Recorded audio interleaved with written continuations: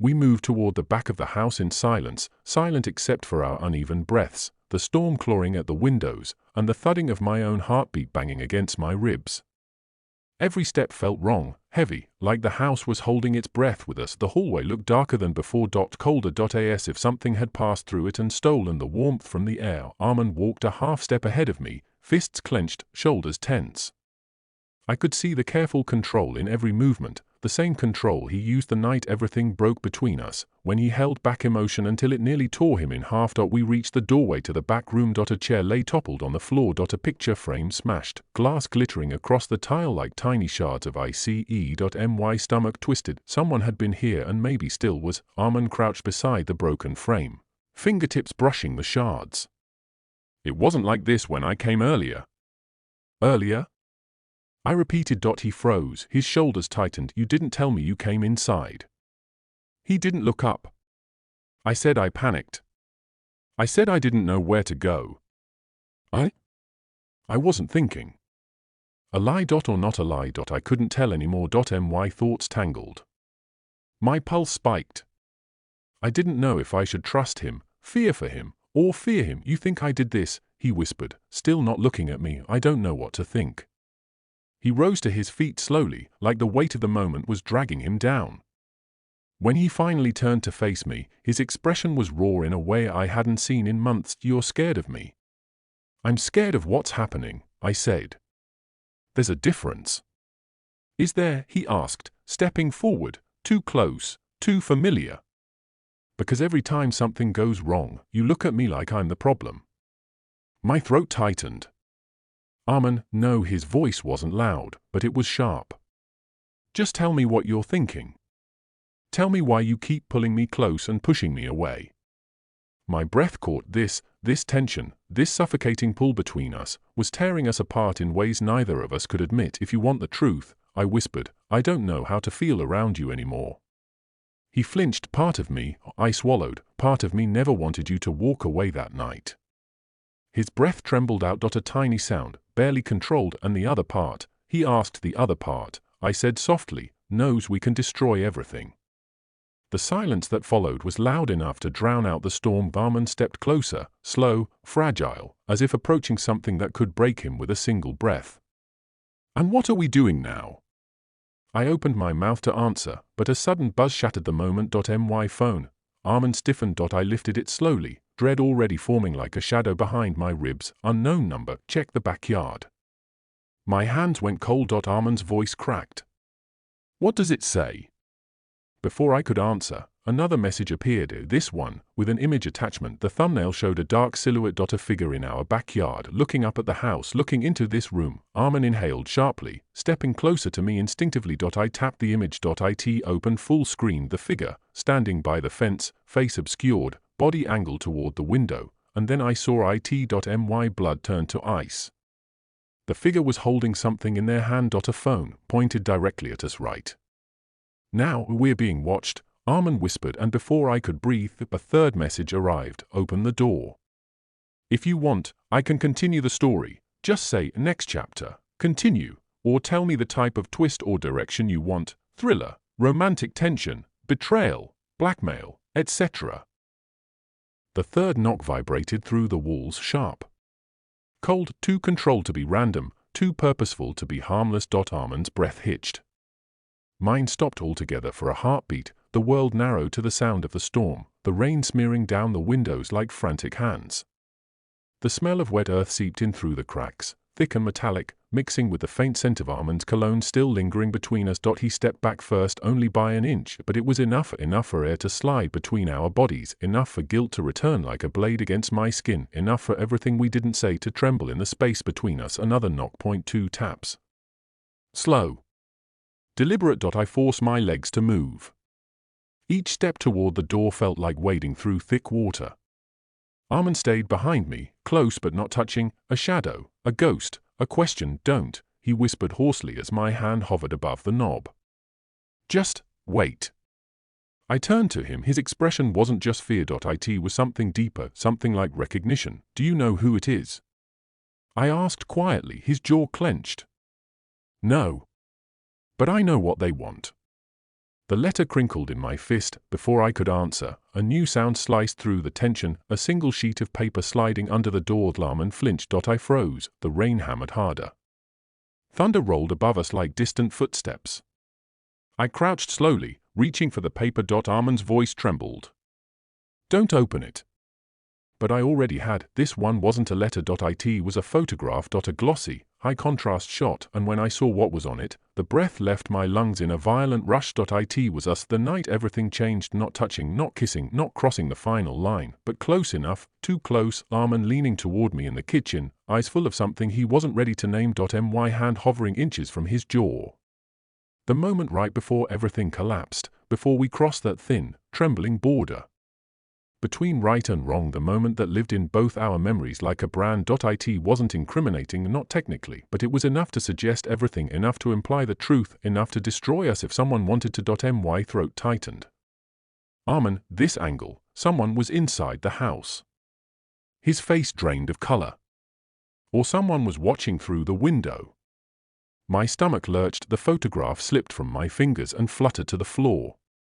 Lightning flashed, illuminating the glossy surface. Two men caught in a moment neither of us had meant to create, yet neither of us had run from. Arman crouched beside me, picking it up with trembling hands. His thumb brushed the edge of it, but his eyes never left mine. "I told you," he whispered. "This isn't over." Then something shifted in him, something small, quiet, and devastating. A realization. A fear. A question. "You think I did this?" he said softly. "What?" My voice cracked. "No, you think I followed you. Watched you. Took photos. Sent letters." "Arman, it's okay," he said, but the tremor in his voice betrayed him. "I'd think the same thing." He wasn't angry. He was hurt, broken in a way I hadn't seen since the night he left. That look, the same look he wore when he told me he hated himself for wanting something he shouldn't, hit me harder than the photograph. I stepped toward him. "That's not what I think." He swallowed hard. "Then what do you think?" "I think we're in danger," I whispered. "Both of us." His breath shuddered out for a moment, just a moment. The space between us softened. The storm outside dimmed to a far-off rumble. The photograph hung limply in his hand, forgotten. He lowered his voice. "Then we need to decide something." "About what?" "About us." The words hit me with a force strong enough to shake my balance. Us, the forbidden shape of the word, the dangerous truth inside it. "Arman, don't." He stepped closer, searching my face for permission, for regret, for anything that might save him from himself. "I need to know," he said quietly. "If I'm still the only one who's trying to pretend nothing happened. Because if we keep lying, whoever's doing this will tear us apart before we even decide what we are." "What we are?" I repeated, voice barely a breath. He nodded once. Slow. Terrified. Brave. "And what would you call this?" His eyes flicked to my mouth before he could stop himself. The air tightened again, heavy, electric, forbidden. I opened my lips. A sudden crash exploded from the back of the house. Something, or someone, had knocked over furniture. Arman stiffened. My pulse stopped. The storm didn't make that sound. That sound came from inside. He met my eyes. "We're not alone," he whispered. "If you want, I can continue immediately with fire conclusion, cliffhanger, 400 to 600 words, or you can choose the twist direction. Intruder, hidden stalker, Amina arriving early, secret from Arman's past, a shocking confession, just tell me, continue, or pick a twist." The letter trembled in my fingers as if it were alive, as if the ink itself pulsed with the memory of that night, the night we never spoke of, the night that sent him away, the night that lodged itself beneath my ribs like a buried blade. I swallowed hard. "This is some kind of joke." "Is it?" Arman's voice cracked just enough to betray fear. "Because I don't know who else could have written that." Lightning flashed again, illuminating his face for a split second, his sharp jaw clenched tight, his eyes darker than the storm rolling outside, his lips parted like he was holding back something dangerous. "I didn't tell anyone," I whispered. I wasn't sure if it was a reassurance or a confession. "I know," he said softly. "Neither did I." But his voice wavered on the last word. A tremor of something, anger? Longing? Panic rippled through me. Then how would anyone know? Arman stepped closer, the floorboard creaking under his weight. The house seemed to lean in with him. That's why I'm here, he murmured. I've been trying to figure it out all night. You should have called Amina, I said, even though I didn't mean it. Even though the idea twisted something inside my chest, his eyes lifted to mine. You think I could tell her? He asked, barely above a whisper. You think I could look her in the face and explain why someone would send this? Why it's addressed to you and found on my doorstep? My throat closed. No, he couldn't. I couldn't. Neither of us could survive that truth. The storm rumbled, shaking the window pane. The house lights flickered once, as if reacting to the tension threading between us. Armin ran a hand through his hair, pacing the length of the living room. You don't understand. Whoever wrote this, they're not just guessing. They know. And if they know, he stopped, swallowed hard, then turned toward me slowly. They could ruin both of us. His words hit me like a physical blow. Ruin both of us. My pulse pounded in my ears. Maybe it's not about us. Maybe it's about something else. Stop. His voice cut through mine, sharp and pained. Don't pretend this letter could mean anything else. He stepped closer and closer and closer until he stood right in front of me, close enough that I could feel the warmth of his breath on my cheek, close enough that guilt and desire collided in my chest like two storms meeting over open water. This isn't a coincidence, he whispered. It's a warning. His gaze locked onto mine, and for a moment we were right back in that night, his trembling hands, my shaking breath, the space between us collapsing in a way it never should have. I forced myself to look away. We need to stay calm. I am calm, he said, but he wasn't. I could see it, the rapid rise and fall of his chest, the tension in his jaw, the way his fingers twitched like he wanted to touch me but knew he shouldn't. And what about you? He asked. I froze. What do you mean? He reached out, the movement slow, hesitant, almost broken, and traced a finger along the edge of the letter still clutched in my hand. Your hands are shaking. I snatched my hand back, heat flaring under my skin. Because this is insane. No, he said softly, stepping toward me again, because this isn't over. No matter how far I went. No matter how much we pretended it didn't happen. My breath hitched. Don't, I whispered. Why not? Because Amina, his name cut across mine like a blade. Amina isn't here. The air thickened, heavy, electric, and she won't be, he continued, for at least 5 hours. Armin, tell me the truth, he said, voice low. When you read that letter, what was the first thing you felt?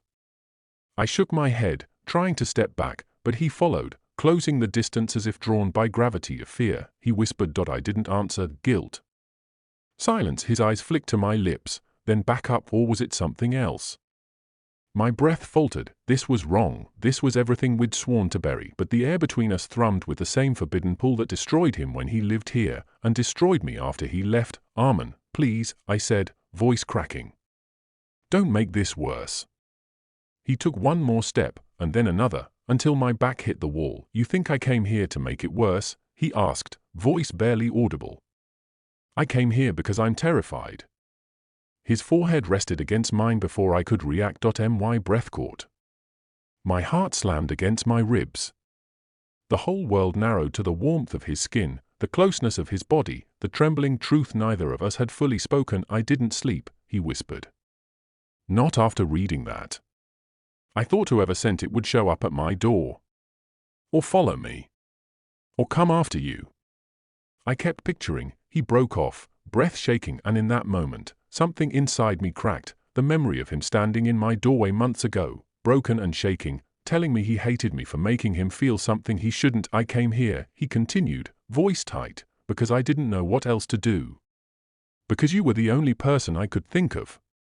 The storm thundered again, his hand lifted slowly, hovering near my jaw, hesitation trembling through every inch of him. If you tell me to stop, he whispered, I will. My chest constricted. He was waiting, breathing me in, waiting for either forgiveness or rejection, waiting for my lie or my truth. I opened my mouth, and then a sound shattered the moment. A sharp, echoing knock on the front door. We both froze, once, twice, then a third time, louder, urgent, unmistakably deliberate. Armin's eyes widened. My pulse slammed into my throat. Whoever was on the other side of that door wasn't knocking like a neighbor or a friend. It was the kind of knock that carried intent. The Kind of knock that said someone knew exactly who was inside. The kind of knock that said, I know what you did. If you'd like, I can continue directly with fire falling action, 600 to 800 words, or knife. We can intensify the threat, add a stalker, blackmailer, or reveal a twist. Just tell me, continue, or guide me. It was the kind of silence that clung to the walls, filling the empty spaces between breaths, heavy enough to press against my chest. Even the old ceiling fan seemed too afraid to spin, as if any movement might disturb whatever was lurking beneath the stillness. Maybe that should have been my first warning. Or maybe the warning was Armand's message. A single line. No explanation. Are you awake? I stared at those words glowing on my screen, my thumb hovering above the reply button. It had been months since we last spoke, months since I forced myself to cut ties and pretend nothing ever happened. Months pretending his absence didn't burn a hole somewhere inside me. I should have ignored him. I should have closed my eyes, rolled over, and let the night swallow the impulse rising in my throat, but I didn't. Yeah. What's wrong? His response came immediately. Can I come over?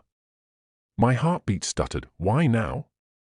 Why after all this time? What did he want from me? I stood up from my bed and walked to the window. The street outside was drenched in yellow light, still and deserted except for the stray dog sleeping under the lamppost. Everything looked undisturbed.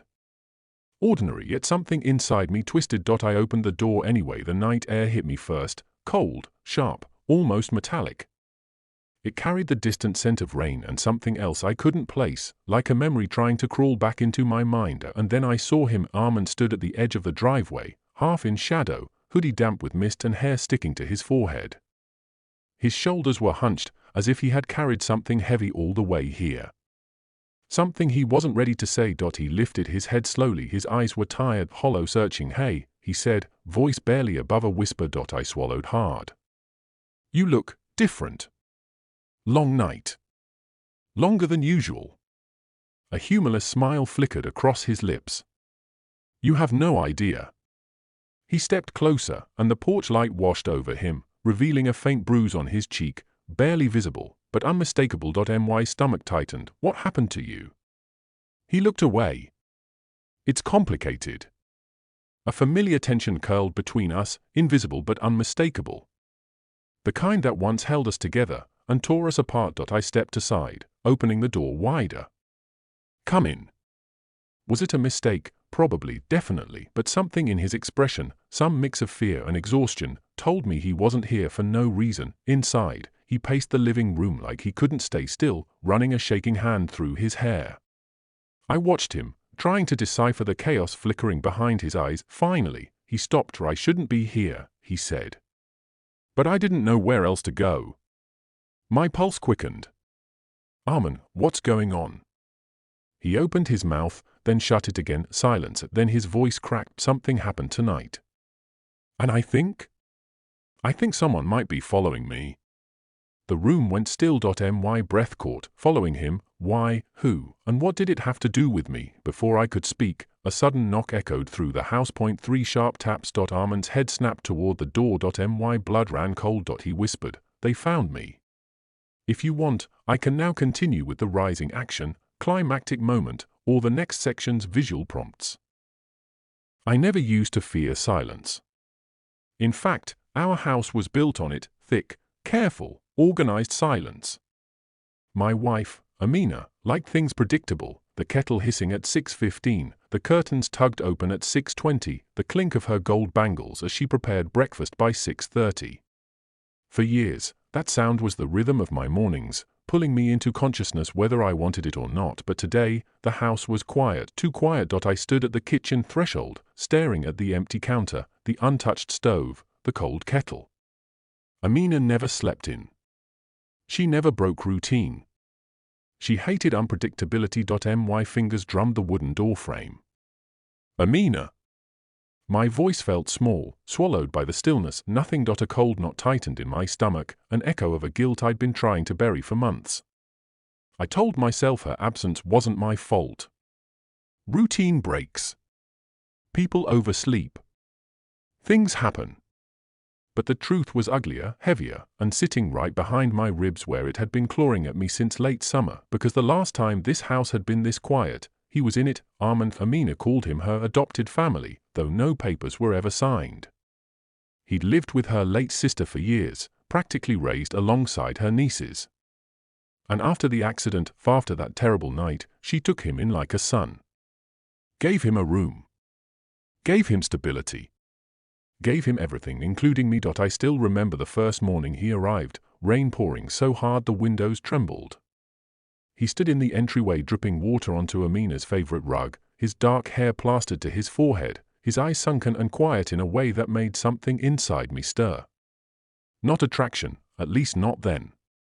Something else. Recognition maybe.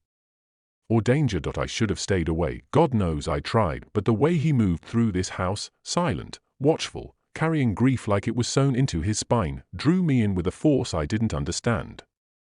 Or refused to understand. And then one night, no. I can't think about that. Not now. I exhaled shakily and stepped into the kitchen. The air felt wrong. Stale. Almost expectant, like the walls themselves were holding their breath. A faint sound came from down the hallway. A soft creak.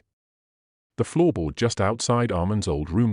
My pulse spiked. He moved out 3 weeks ago. Or at least, that's what Amina said. Another creak, longer this time, slow, deliberate. I swallowed hard. Amina. My voice cracked, betraying the dread rising in my throat, but deep down, I already knew. It wasn't her, and if it wasn't her, why did it feel like the past, the one I'd tried so desperately to bury, was suddenly standing awake in my house again? The hallway felt narrower than usual as I stepped toward it, like the shadows had thickened overnight. The creak I'd heard lingered in my ears, echoing inside my skull as if the house itself was whispering a secret. Amina still hadn't answered, and the silence pressed against my spine, urging me forward. The floor was cold under my feet. The air smelled faintly of rain even though every window was shut. I paused outside Armin's old door. The wood was chipped near the handle, a mark from the night he slammed it too hard, grief running down his face like sweat. I'd helped him repaint the room weeks later, both of us pretending things were fine even though neither of us believed it. I exhaled slowly. It was impossible, but the feeling was unmistakable. Someone was in there. My hand hovered above the doorknob. I didn't want to open it. I didn't want to face whatever waited behind that door, a memory, guilt, or something far worse. The knob turned on its own. I jerked back. The door creaked open 2 inches, just enough for darkness to spill into the hall like thick smoke. My heart thudded so loudly I was sure whoever was inside could hear it. Armin. I whispered before I could stop myself. The darkness didn't answer, but something shifted inside. I snapped the door shut, chest heaving. This was ridiculous. Amina probably left a window open the previous night. Old houses make noises. My nerves were playing games with me. I forced myself to walk away, but every step felt watched, measured, judged. In the living room, the curtains swayed gently even though no breeze touched my skin. Morning light seeped through in slanted shards, illuminating specks of dust drifting lazily in the air. Normally it looked peaceful, today it looked staged. As if the house was pretending to be calm. My phone buzzed suddenly on the table. I flinched, then grabbed it with shaky fingers. A message from Amina, leaving early. Emergency meeting at school. Didn't want to wake you. Don't worry about breakfast. Relief washed over me, thin, fragile relief, but it cracked almost immediately. If she'd left early, who made that sound? A chill crawled up my arms. I set the phone down and sank onto the couch. My pulse was finally slowing when my eyes landed on something I hadn't noticed before, something sitting on the far corner of the coffee table, placed too carefully to be accidental. A key. A black, familiar key. My breath stopped. It was the spare key we had given Armin when he moved out. Why was it here? I picked it up with trembling fingers, turning it over. A faint heat clung to the metal, as if someone had been holding it minutes ago. The living room suddenly felt smaller. He wouldn't come back. He promised he wouldn't come back after that night. No. Stop. Don't think about that night. Don't think about the way his voice cracked when he said he couldn't stay under the same roof as me anymore. Don't think about his eyes, burning, ashamed, wanting, angry, all at once. Don't think about how close we had gotten, how fast everything spiraled. I squeezed the key until it dug into my palm. I had to get out of this house. The outside air slapped me awake the second I stepped onto the porch. It was humid, heavy, the smell of wet earth rising from the garden beds Amina tended every morning. The sky hung low with thick grey clouds, promising a storm. The street was empty, the neighborhood unusually still. Something about the quiet gnawed at me. I needed distraction. I needed normalcy. I needed routine. So I started doing the one thing I always did when panic clawed at me. I watered the plants. Mindless, repetitive, grounding. Water splashed onto the soil in soft, steady streams, and for a moment, I pretended everything was fine. Then I saw him. At first I thought it was my imagination. A figure standing at the end of the street, tall, still, watching. My breath hitched. The hose slipped from my grip, spraying water onto my shoes. I froze, unable to blink. The figure took a slow step forward. My heart lurched. Another step. The storm clouds rumbled above us. I stepped back toward the door, hand searching blindly for the handle behind me. The figure's face slowly emerged from the haze of morning humidity, and my stomach dropped. It was Armin, older, sharper, more tired-looking, but unmistakably him. My throat tightened around his name, but the sound wouldn't come out. He didn't wave, didn't smile, didn't look away. He just stared at me with the same unreadable eyes he had the night everything shattered. For a brief second, I wondered if I was dreaming, or hallucinating, or remembering him so intensely that my brain conjured him from thin air. Then he blinked, real alive. Here. I gripped the doorknob so hard my knuckles whitened. He walked toward the house with slow, deliberate steps, like he knew exactly how much each step would poison me with memory. When he reached the porch, he finally spoke. "Can we talk?" His voice, God, his voice, hit me like a punch. Low, calm, steady, completely unbothered by the hurricane ripping through my chest. I swallowed. Amina's not home. His jaw tightened. I didn't come for her. My fingers curled tighter around the knob.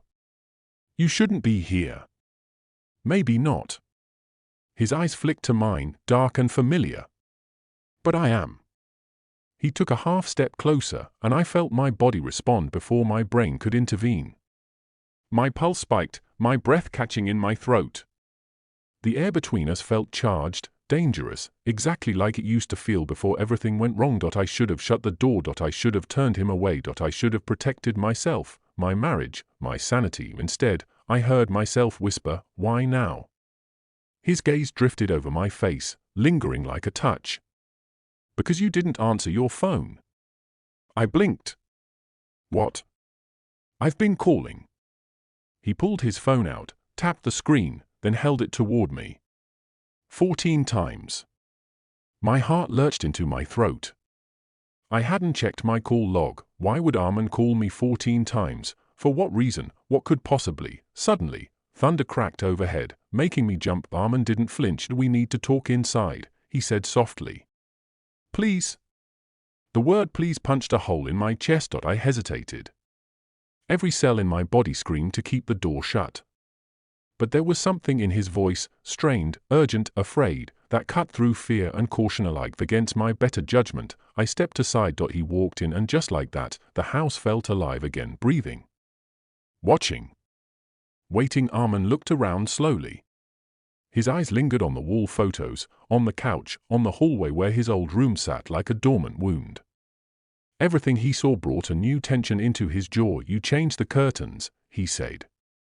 His tone was neutral, but something flickered beneath the surface. "Amina picked them," I replied. "Of course she did." We stood there in suffocating silence until he finally turned toward me. His expression was unreadable. "I didn't come here to fight," he said quietly. My breath wavered.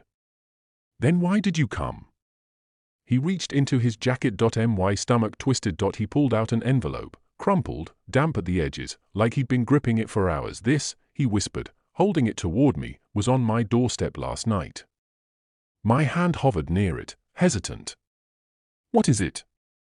"You should read it." I took it. The paper felt heavy, too heavy, like it contained something poisonous. My name was written on the front in unfamiliar handwriting. A lightning split the sky outside. I looked at Armin, at the fear he wasn't hiding nearly as well as he thought he was. "Who sent it?" I asked. His jaw clenched. "That's the problem." I slid my thumb under the flap, Heart pounding, the letter inside was short, just one sentence, and as I read it, the room tilted beneath me. I know what you did. If you want, I can immediately continue with fire climactic moment, 800 to 1,200 words, or he can add more taboo emotional tension between the narrator and Armin, deepen their relationship, add flashbacks, etc. Just tell me, continue, or give any specific direction.